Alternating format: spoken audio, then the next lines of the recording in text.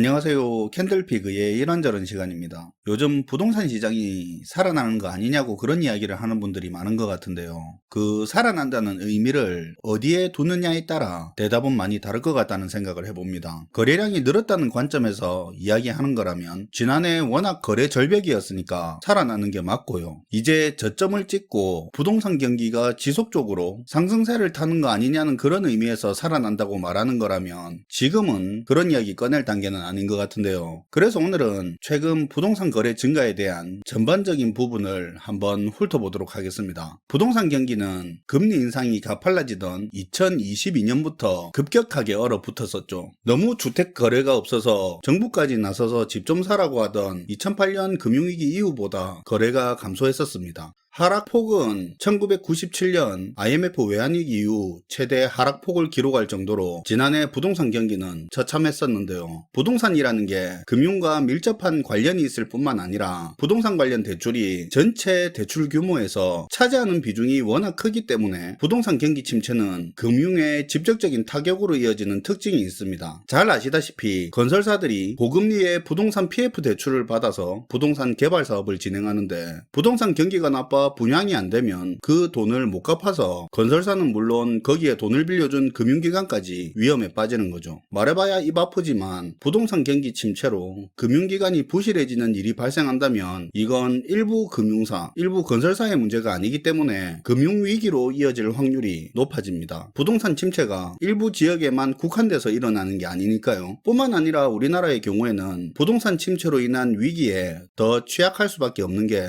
우리는 특이하게 전세 제도가 있기 때문인데요. 전세 제도는 주택 소유자가 집의 거주권을 일정 기간 넘기는 조건으로 세입자에게 돈을 빌리는 금융의 한 형태입니다. 임대인이 채무자, 세입자가 채권자가 되는 금융거래지만 개인 간의 거래라 한국은행이나 금감원 등 금융당국의 감시와 감독을 받지 않는 그림자 금융의 일종입니다. 그러다 보니 엄연히 가계부채로 잡혀야 할 그런 돈이지만 개인 거래라는 이유로 부채 통계에서 빠지고요. 당연히 부실 위험도 높습니다. 특히 부동산 침체로 집값 하락이 장기화될 경우 전세가도 같이 내리기 때문에 임대인은 다음 세입자를 구하더라도 만기 퇴실하는 세입자의 보증금을 반환하기 위해서는 자기 돈을 더 얹어서 내줘야 하는데 임대인이 돈이 부족하다면 이 금융거래도 부실로 이어지는 거죠. 현재 이런 전세 보증금도 1,000조 원에 육박했다는 그런 추정이 나오고 있습니다. 아무튼 이렇게 부동산 침체와 가격 하락은 금융 부실과 위기로 이어질 확률이 높은데요. 그런데 작년은 진짜 심각한 수준이었습니다. 서울 시내 구 단위 일부 지역에서는 한 달 동안 아파트 거래량이 한 자릿수를 기록하기도 했습니다. 장난 아니었는데요. 이런 상황이다 보니까 금융 타격을 줄이기 위해서라도 정부는 집값의 하락폭을 줄이기 위해 온갖 수단을 동원하고 있는 겁니다. 지난 1월 13 대책이라는 주택시장 연착륙 방안을 내놓으면서 서울 일부 지역을 제외하고 규제 지역을 모조리 해제하고 실거주 의무 폐지, 1주택 청약 당첨자의 기존 주택 처분 의무 폐지 등등 사실상 부동산 규제라는 규제는 다 없앴습니다. 그런데 규제만 없앤다고 되겠습니까? 1년간만 한시적으로 운영하는 특례 보금자리론이라는 정책 모기지 상품을 출시해서 부동산 시장에 전진 배치하고 다양한 방법을 동원해서 대출금리 수준이 과도하다며 시중은행의 대출금리 인하를 유도했는데요. 이러고 나니까 2월부터 부동산 시장이 반응을 하기 시작한 겁니다. 그리고 3월, 4월 점점 늘어난 거죠. 그럼 이렇게 늘어나고 있는 부동산 수요의 성격을 한번 봐야 되겠죠. 올해 3월 전국 기준 아파트 매매 거래량은 38,000건인데요. 올해 1월 17,000건이었던 거래량과 비교하면 거래량이 2배 이상 증가했습니다. 연령대별로 구분해보면 30대가 141%로 증가해서 가장 높은 증가율을 보였고요. 그 다음으로 40대가 129% 증가했습니다. 근데 전국 기준 말고 서울 기준으로 아파트 매입자를 구분해보면 지금 거래 증가의 성격이 확실히 드러나는데요. 지난 1월달과 거래가 증가한 3월달을 비교해보면 30대의 아파트 매입이 247% 증가했고요. 40대가 179%, 50대가 187%로 분석에 따르면 전국과 서울에서 30대의 아파트 매입 증가가 최근 거래량 증가의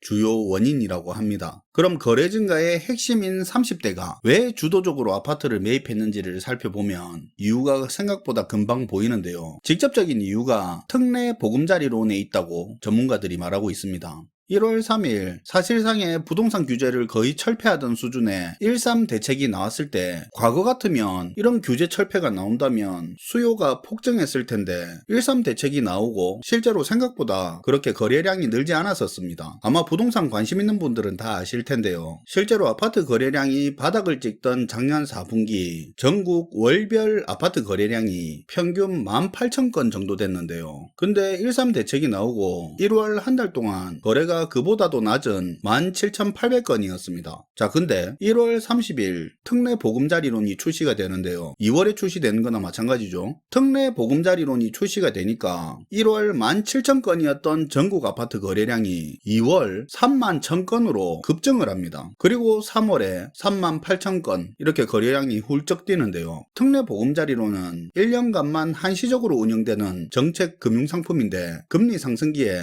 서민 실수요자의 내 집 마련 문턱을 낮춰준다는 그런 목적에서 나온 겁니다. 신규주택 구매 시 낮은 금리로 대출을 받게 해주거나 기존에 가지고 있는 모기지 대출을 낮은 장기 고정금리로 갈아타게 해주는 목적, 그리고 임차 보증금 반환 용도로 활용되는 상품인데요. 다시 말하면 시중금리보다 집 사는데 싸게 대출해주고 이미 대출받은 사람들 이자 높아져서 부담 커지니까 갈아타게 해주고 전세 가격 내려서 세입자 보증금 내줄 때 돈 부족한 임대인들 싸게 돈 빌려주는 겁니다. 거기다 이 상품은 총부채 원리금 상환 비율 DSR 적용도 안 하고 특례 보금자리론으로 대출 갈아타는 사람들 중도 상환 수수료도 면제되고 4% 초중반에서 최저 3%대까지 금리가 낮으니까 만 39세 이하의 연령대가 집 사는데 이 대출을 활용하는데 좋습니다. 특히 만 34세 이하 또는 신혼부부는 50년 만기로 대출이 가능하고요. 이 정도로 혜택이 있다 보니까 이 상품을 이용하는 사람들이 굉장히 많이 늘었던 거죠. 이 상품의 가장 큰 혜택을 입는 계층인 30대가 실제로 특례 보금자리론 신청에 44%를 차지했고요. 그래서 이들의 주택 매입이 거래량 증가의 주요 원인이 된 겁니다. 특례 보금자리론의 신청액은 출시 석 달 만에 공급 목표 78% 수준으로 이미 30조를 돌파했다고 알려지고 있고요. 금융권 관계자에 따르면 올 상반기 안에 신청 한도가 소진될 거라고 본다고 합니다. 그래서 지금 부동산 거래가 늘고 있는 상황을 정리를 좀 해보자면 일단 거래량 자체가 상당히 는 것은 사실입니다. 다만 지난 22년 거래 절벽 시기를 기준으로 봤을 때 크게 증가한 거지 그 이전과 평균적으로 비교했을 때는 많은 건 아닙니다. 참고로 올해 3월 기준 전국 아파트 거래량이 38,000건인데 같은 달 3월 기준으로만 보면 21년 3월 69,000건, 20년 3월 코로나 처음 터질 때 그때도 79,000건이었습니다. 그리고 현재 거래량은 특례 보금자리론을 이용하는 30대 실수요자를 중심으로 이루어지고 있다는 점이죠. 그럼 전문가들은 앞으로의 상황을 어떻게 보고 있냐, 계속 이 추세를 이어갈 수 있냐는 점에 대해서는 대다수가 회의적인 반응을 보이고 있습니다. 일단 특례 보금자리론이라는 정책 금융 상품이 현재 거래량에 작용하는 효과가 큰데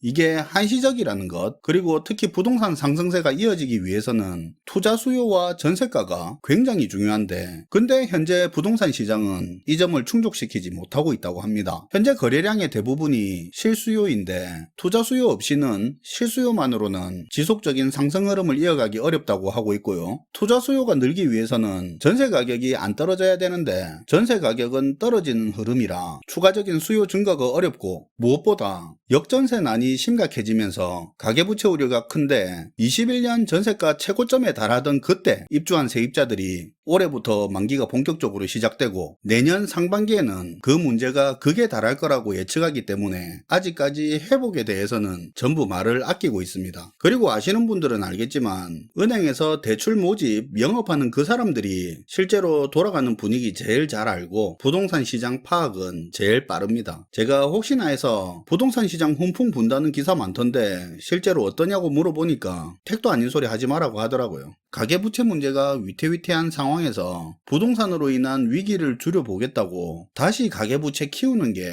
참 모순적이고 과연 언제까지 이 약발이 먹힐지는 모르겠지만 이게 정상적인 해결 과정이 아니라는 것은 부정할 수 없을 것 같습니다. 시청해주셔서 감사하고요. 지금까지 캔들피그의 이런저런 시간이었습니다.